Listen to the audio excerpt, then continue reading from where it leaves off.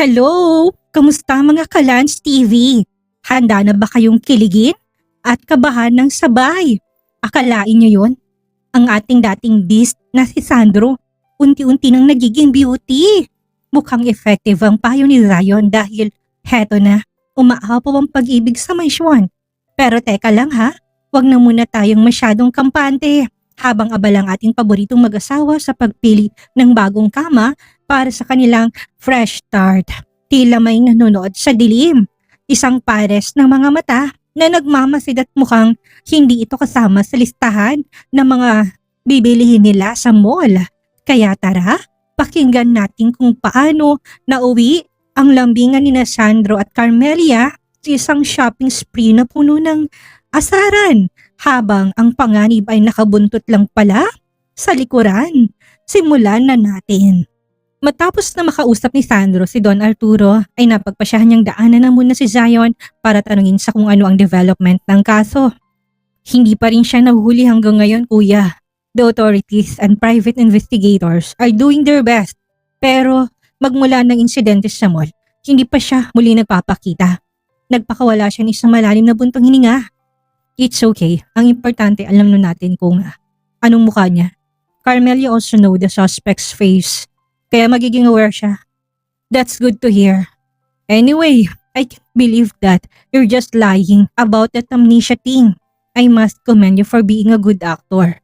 Dapat mag-apply kang artista. Sarkastiko nitong himig. Hindi niya maiwasang mapailing. I didn't mean to lie, but I did that because it's necessary. Hindi man magandang magsinungaling. May mabuti naman siyang intensyon. Kaya ginawa niyang bagay na yon. And it also had a positive income. Kumusta naman kayong dalawa ni Carmelia? Usisa ni Zion. Nang tingnan niyang kanyang kapatid, puno ng interes ang mga mata nito na nakatitig sa kanya. Stop being nosy, little brother. He hissed. Tila nainis naman ito sa naging sagot niya. I'm just asking. Napakadamot mong magkwento. Parang hindi kita tinulungan sa pamamagitan ng pagbabantay kay Zinaya para lang magka-oras kayong dalawa. You did that voluntarily. Hindi kita pinilit. Bakit parang nanunumbat ka? Ano ba sa tingin mo? Bumuntong hininga siyang muli. Mukhang wala naman siyang mapagpipilian kundi ang magkwento sa lalaki. We are a bit okay pero hindi talaga. I'm still working on it para tuluyan na niya akong patawarin. So you mean, totohanan na talaga siyang sa'yo at hindi na dahil sa mana mo? Curious na yung tanong. He heaved a deep sigh. Aaminin niya ng una tungkol lang ito talaga sa mana niya. Pero habang tumatagal, mas naiyan nang mapatawad talaga siya nito ng tuluyan at mahalin siya nito muli. He wanted to build a family with her. He wanted to take good care of her. He wanted to be with her. Hindi niya alam ang gagawin niya kung sakaling aayawan siya nito. Do you seriously think I'm still fooling around after the accident? Nagkibit-balikat naman si Zion. Who knows, para pa rin sa mana mong ginagawa mong yan. Nayayamot ang pinukol ng tingin si Zion. Tinawanan naman siya ng lalaki. Look, kilala kita, magkapatid tayo. Alam ko kung gaano kasama ugali mo kay Carmela noon. Kaya sino ba mag-aakala na magiging seryoso ka sa kanya ngayon? Natigilan siya sa kanyang narinig. Ganun na ba talaga siya kasama na pati si Zion? Ayun ang description sa kanya. Siguro yun ang dahilan kaya ayaw maniwala ni Carmela sa kanya. It's all his fault. Napapitlag siya nung akbayan siya ni Zion. Payo ko lang sa'yo kuya, kung nais mo talagang ayusin ng lahat sa pagitan ninyong dalawa, better tell her everything. Dahan-dahan siya napalingon kay Zion. Sasabihin niya kay Carmelia ang lahat. But what if she will get mad more? Paano kung layas na talaga siya nito? Napanunok siya bago nag-iwas ang tingin. I will try. Huwag mo subukan. Gawin mo talaga. Baka yan pang maging dahilan kaya mag-away kayo ng malala sa hinaharap. Natahimik siya at malalim na nag-isip. Natakot siya sa magiging kahinatnan kung sakali man nasasabihin niya ditong lahat. Hindi pa nga ito tuluyang niniwala sa kanya tapos dagan na pa naman niya ang mga bagay na maaaring magiging dahilan para tuluyang masirang umusbong nilang relasyon. But in the other side, plano naman talaga niyang patunayan kay Carmelia na seryoso siya and maybe being honest will help their situation. Tumayo na siya nagpaalam na kay Zion habang binabaybay niyang daan pauwi sa mansyon. Sinasa ulo niya na kung ano sasabihin niya kay Carmelia mamaya. Pagdating niya sa mansyon, agad niyang hinanap ang babae. Hindi naman siya nahirapan dahil nandun ito sa bulwagan at mukhang hinintay din ang kanyang pag-uwi.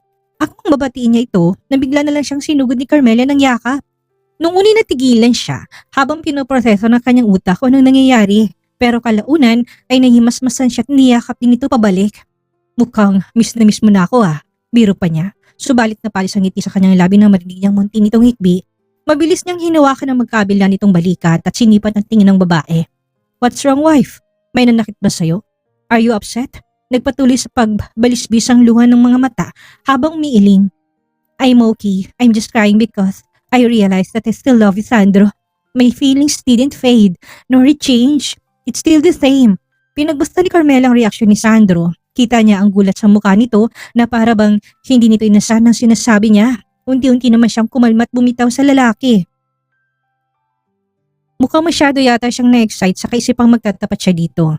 Mylene's words earlier became a wake-up call for her to open her heart. Kung masasaktan man siya nito dahil hindi to seryoso, then at least she tried. At hindi naman kasalanan ng pagbibigyan ng chance kay Sandro, and if ever she's right that she's not serious, then it's time for her to walk away without looking back. Can you repeat it again? Maya-maya pa sabi nito, napalunok siya at parang umurong ang dila niya at walang salitang lumabas mula sa kanyang bibig. But before she could even fathom what she has to say, bigla na lang nitong hinawakan ng kanyang mga batok at sinili siya ng isang madiin na halik. His kiss or fury, needy, yet full of emotion. At habang hinalikan siya nito, hindi niya mapigilan ang sarili na mapaiyak.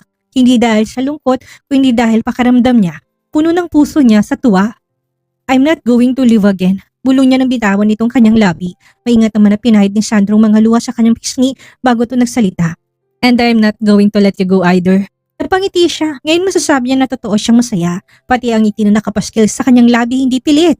She didn't expected that the life she tried to run away will be the same life she wanted to live. Pinatakan ni Sandro ng halik ang kanyang noo. Hindi ko sasayangin ang pagkakataon na ibinigay mo sa akin, Carmelia. I will prove it to you every day that I am sincere towards you and my feelings for you are real. Napatango-tango naman si Carmelia. I'll be looking forward to it then. Mahigpit siyang niyakap ni Sandro at ilang sandali pa, nanlaki ang kanyang mga mata nang maramdaman ng paggangat ng kanyang katawan sa ere. What are you doing? Natataranta niyang tanong. We need to shield and celebrate our relationship. And what does it have to do with you carrying me? Nalilito niyang sambit. Subalit bago pa man siya sinagot ni Sandro, napansin niyang pumasok sila sa loob ng master's bedroom na nasa ibabang bahagi ng mansyon. Namilog ang kanyang mga matang napatiti kay Sandro. What are we doing here, Sandro Khalil? We're going to sleep? Sleep? Hindi ako naniniwala sa'yo. Asik niya.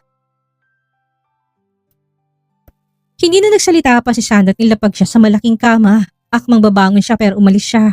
Pero mabilis din humiga si Sandro at niyakap siya ng mahigpit. Ano bang ginagawa mo? Naiinis niyang Sandro at sinubukan pang magpumiglas pero wala namang silbi ang kanyang ginawa. I just want to cuddle. Anito't nakapikit na. Sarcastic ko naman siyang natawa lalo pat naramdaman niyang medyo matigas na bagay sa gitnang bahagi ng katawan nito na nakadikit sa kanya. I don't believe you. Nagmulat ng mga mata si Sandro at nakasalubong ang kanilang mga tingin. Stop moving, wife. You will face the consequence of your action once you won't listen to me. May himig nagpagbabanta nitong wika. It's not my fault that you're hard. Masungit niyang wika at sinubukan ulit itong itulak. Anong hindi? Tumigas yan dahil sa'yo. All I want is to hug and cuddle you, Carmelia. Pero mukhang iba yatang gusto mo. What? Nalaki ang kanyang mga mata. Sa sunod na ginawa ni Sandro, bumangon tumula sa kinahigaan at kumubabaw sa kanya. Hindi pa ito nakontento at hinawakan ng dalawa niyang kamay at tinaas sa kanyang ulunan. We've been together for more than 2 years and yet we haven't done so much. Hindi niya mapigilan ang sarili na umirap. Was it my fault? Ikaw naman itong laging busy kay Leticia. Kesyo mabait si Leticia. Kailangan ako ni Leticia. Ay nito si Leticia. Mahina itong natawa bago siya ninakawan ng halik sa labi. Isang nakamamatay na tingin ang ipinukol niya kay Sandro. Hindi ako nagbibiro, Sandro. I'm not in the mood for this. Matari niyang asik. Thinking about it makes her blood boil. Parang gusto niyang iuntog sa paderang pagmumukha ni Sandro. Napangusa naman to sa naging reaksyon niya. Ang sungit naman ng asawa ko.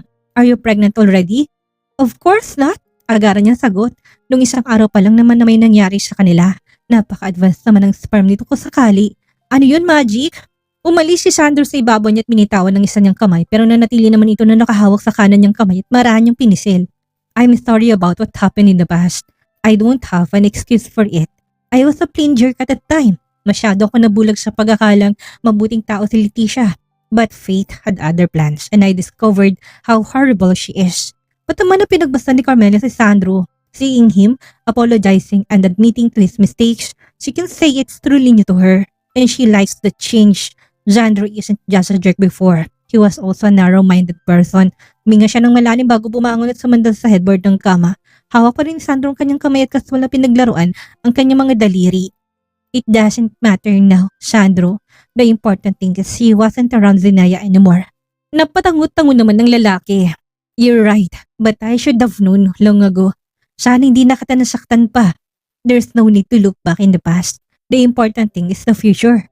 Maybe we can start over from now on. Hindi pa naman huli ang lahat. Muling tumango si Sandro. Then what about changing our room then? Napakurap-kurap si Carmelia. Lilipat tayo ng silid? Gulat niyang tanong. Sandro immediately nodded. Yup. How about here? It's much bigger. Napaisip naman si Carmelia. Mukhang may punto din naman si Sandro. Isa pa dating silid ni Carlota ang gamit nila. Para sa kanya mukhang insulto yun sa kapatid niya kung yun ang gagamitin nila ngayong opisyal na talaga na mag-asawa sila. Pwede rin, pagsang-ayon niya. Then, let's go shopping tomorrow. Bumili tayo ng bagong beddings. Nahihiwagaan na napatingin si Carmelia kay Sandro. Paano mo naisip yan? I asked my married friends how their married life is. You see, wala akong masyadong idea sa pagsasama ng isang mag-asawa. My marriage before was a pure business kaya wala akong alam. Nabanggit nila na sumasama sila mag-shopping, mamili ng bagong pinggan, baso, kutsara, bedsheets, unan at towels. Napatigil sa pagsalita si Sandro nang pumailan lang ang taho ni Carmelia sa buong silid. Imbis na mainis ay mataman niyang pinagmasdan ng kanyang asawa. Even her eyes are beaming with happiness. Hindi niya tuloy maisatinig ang kanina pa niya nais na sabihin kay Carmelia. Natatakot siya na masira ko ano man ang nasa pagitan nila ngayon. They just made up. He doesn't wanna ruin their day. Siguro sa ibang araw na lang siya magtatapat kapag handa na talaga siya. Sorry, I just find that funny but it's cute. It's cute, Sandro. We'll definitely do it. Then kapag may oras ka. Ani Carmelia nang kumalma na siya. She can't imagine Sandro talking about those things but here he is like a normal married man. Then mag-shopping tayo bukas ng hapon. Hindi ka ba busy sa trabaho mo? I will find time. Bahala si Arturo kung magagalit siya sa akin. Kibit balikat na, sagot ni Sandro. At kagaya na napag-usapan nila, nagpunta nga sila sa mall para mamili. Imbis na to pa rin ang napag-usapan nila kinabukasan, tinaon nila ng Sabadong gala nila para maisama sa Sinaya. What do you think about this one? Tanong ni Sandro habang sinisipat ng isang king-size bed. Isn't that too big? Ani Carmelia tiningnan na maigi ang kama. Hindi ba't mas mainam yun? We can do whatever we want. Makahulugan itong wika. Nakita ni Carmelia na nag-blush ang sales lady na nakabantay doon kaya palihim niya nakinurot ang tigiliran ni Sandro. Napangiwi naman si Sandro pero hindi niya magawang magreklamo. Daddy is right po. Para kapag malaki na ang bed, pwede akong tumabi sa inyong matulog. Singit ni Zenaya. Agad na umasim ang mukha ni Sandro na ikanatawa niya. You're not going to sleep with us anymore, Zenaya. Hindi ba't big girl ka na? Tumulis naman ang nguso ng muli. Why? Tita Carmelia said I can sleep with her? Don't worry, hindi naman ako tatabi sa'yo. I will sleep beside Tita Carmelia and hug her all night. Mas lalong hindi pwede ang naisip mo, Zenaya. May sarili kang kwarto kaya doon ka matulog. Kontra ni Sandro, napakabat na lang ng ulo si Carmelia. Sa dami-dami ba naman ng lugar, bakit pa doon pa naisipan ng dalawa na magtalo? At habang abala sila sa pamimili ng mga gamit, isang pares ng mga mata, ang lihim na nakatingin sa kanila at nagmamasid sa bawat kilos nila. Hay naku mga kalani, nakita niyo ba? Minsan talaga kailangan na muna nating aminin ang ating mga pagkakamali para magkaroon ng puwang ang pagpapatawad.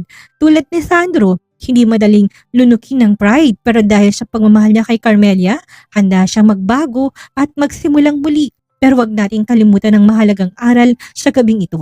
Ang tunay na pag-ibig hindi lang puro kilig at pangako. Ito ay pundasyon na binuo sa katapatan. Sabi nga ni Zion, mas mabuting sabihin ang totoo ngayon kaysa maging mitya pa ito ng mas malaking away sa hinaharap. Ang pagsasamay parang pagpili ng gamit sa bahay. Dapat matibay, tapat at komportable kayong dalawa. Ngunit bago tayo maghiwalay, sino kayang misteryosong nagmamasid sa ating pamilya? Ligtas nga ba ang kanilang shopping date? O ito nang simula ng bagong bagyo? Maraming salamat sa pakikinig at pagsunod sa kwento ni Carmelia. Huwag kalimutang i-like, mag-comment ng inyong saloobin at mag-subscribe para hindi mahuli sa susunod na kabanata. Sa pag-ibig ay laging may pag-asa, basta't may katapatan at hanggang sa muli.